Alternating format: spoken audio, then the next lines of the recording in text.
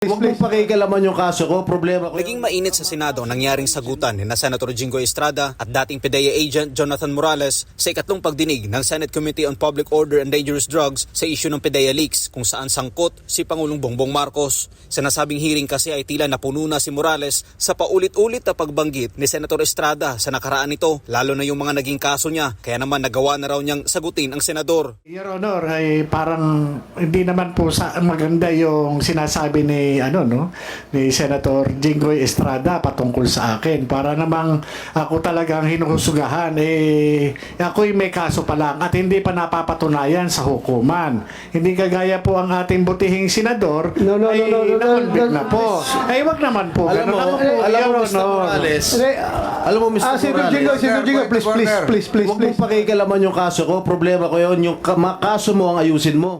Ang eksenang yan sa Senado ay humakot ng iba't ibang reaksyon at viral ang mga ito sa social media ngayon. Dahil dito, humingi ng pasensya si Morales sa ginawa niyang pagsagot kay Estrada. Sa eksklusibong panayam ng SMNI News kay Jonathan Morales araw ng Martes, sinabi niya na hindi niya ginusto ang naging reaksyon niya kay Estrada. Ako'y sasamantalahin ko rin yung pagkakataon na ito upang humingi ng paumanhin sa taong bayan at hindi ko po ninais na maging ganun po yung aktwasyon ko sa butihing senador. Anya nagawa niya lamang ito para ipaliwanag ang kanyang sarili dahil hindi pa naman siya nahahatulan sa mga kasong isinampalaban sa kanya.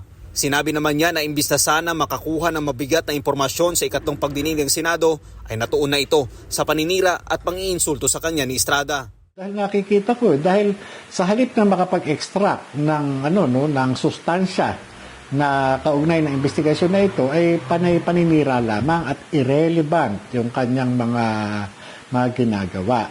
Hindi makatutulong ito doon sa isinasagawa investigasyon at paano sila makakabuo ng isang nararapat na batas kung paninira ang gagawin. Sa huli muling nanindigan si Jonathan Morales na walang napala ang taong bayan sa mga ginawang pang-iinsulto sa kanya ng senador.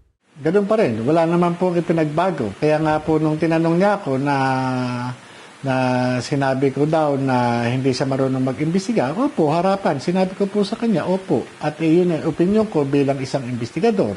Tinanong niya rin ako na kung sinabi ko na sayang ang pasweldo ng taong bayan sa kanya. Sinabi ko, opo. Bilang investigador, yun po ang opinion ko.